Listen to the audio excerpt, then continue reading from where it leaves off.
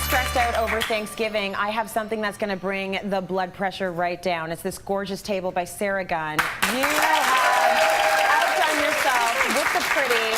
I think this is so gorgeous. And Thanksgiving seems to be a time of year when everyone gets very reflective. You're supposed to be giving thanks. So it's about family and it's about being thankful. And you have a lot of that reflected on this table. So we'll go through all the points. First of all, where is the table from? The table and the furniture's from Urban Barn, and it's beautiful. Lovely. I was inspired by my Thanksgivings as a child because we used to get together with my mom's extended family, either at my grandparents' house in the valley. Can you tell I'm from Nova Scotia? There's only one valley. Yeah. Everybody knows what I'm talking about that's from there. Or my aunt and uncle's farm. Okay. And so that's kind of was my inspiration for everything you see here. It's kind of got that country, farmy feel, but you know, the upholstered chairs cozied up a bit and make it a little more modern as well. Yeah, I'll just throw it out there. I bet it didn't look like this. Did it? Oh, no. Oh, no. I have never had a Thanksgiving that looked like this in my childhood. Look at this Thanksgiving table. And you know, we're a lot more savvy now. So this is what people are doing in our generation now. But growing up, it's like, go to the backyard and pick out some leaves, throw it on the table. You know what? My mom always does put leaves on the table. Every year we have like real leaves on the table, which I love too. But this is so classy and elegant. But this is really fun. And you know, each place setting kind of has a shout out to Thanksgiving on it. We start off with a simple, basic cream plate, which I love because maybe I should come around this way so you guys can see a little better.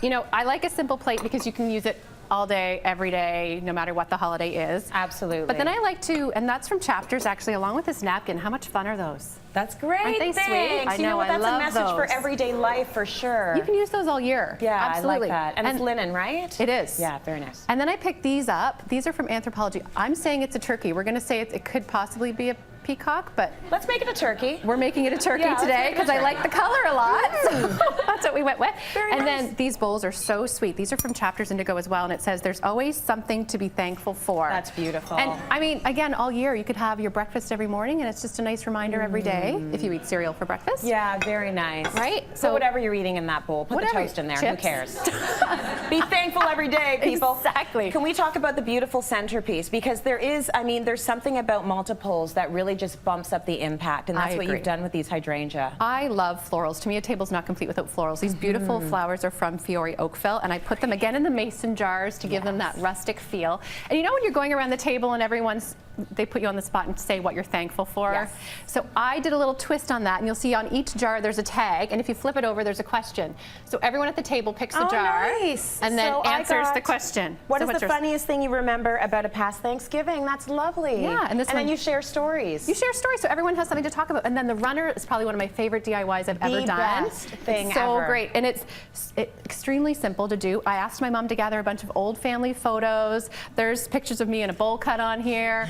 There's, you know, my great grandmother's on here, and there's one of like my dad and all my uncles washing the dishes after Thanksgiving because every year the grown-up men and women would draw straws to see who had to wash the dishes, and it seems like every year the guys had to do it. So I'm not sure if it was fixed or not. I love that. But yeah, it's a great reminder. So all developed in black and white, and I just think that is gorgeous. It's almost like it gave me goosebumps coming out here and seeing that, because that's your life. It is. Sarah Gunn, this is your life. It's all down the table, the dining room table. Come on over here and let's talk a little bit about making some of these DIYs, because you're really good at it, but it's easy enough for all of us to do it, right? It's really simple. So, I mean, these are self-explanatory. Mason jars, very inexpensive. Yeah. Grab the flowers at a florist. You can get different kinds of tags. It doesn't have to be fancy. I just, you know. Just have a couple of these, and you put your little message on them and tie them around with a little bit of string. Yeah. Right? And there's different colors you can get. The pumpkins I thought were kind of fun. We didn't really talk about those, but I wrapped a bunch of pumpkins in yarn, because when you think about this time of year, you think about cozy fall sweaters. So I thought it would be really fun to wrap pumpkins in yarn, and then you don't have to go with the traditional colors, right? I did the chartreuse over there. I've got, I don't think I can do a segment without pink, so I've got hot pink over here. I was wondering where it was. I was missing it. Like Sarah Gunn came here and there's no pink.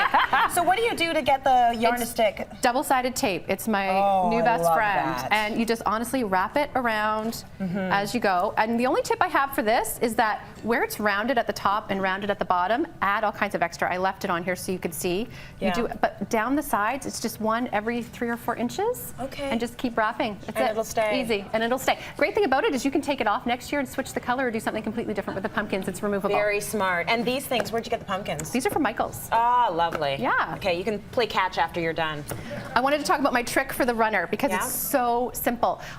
You get craft paper and it comes in rolls like this. Okay. Cut it 2 feet longer than your table. Yep. So you want to have some overhang on the sides. Yep. And then lay it out on the floor, and then you do your photos. So I went online, and they wanted, on one site that I'm not going to say the name of, $2 for every 5x7 photo. Oh, Lord. There are, so, okay, I did 20 photos 3 times, so everyone on the table can kind of see the pictures no matter where they're sitting. Smart. It's not 60 photos. Yeah. But if you add it up, that would have cost me $150. So instead, because I'm frugal, Yes. I opened a Word document and I put the photos on a Word document, saved it, and had it printed at Staples on gloss paper for $15 total. Smart. So it's like 10%. That's Well, smart. thank you.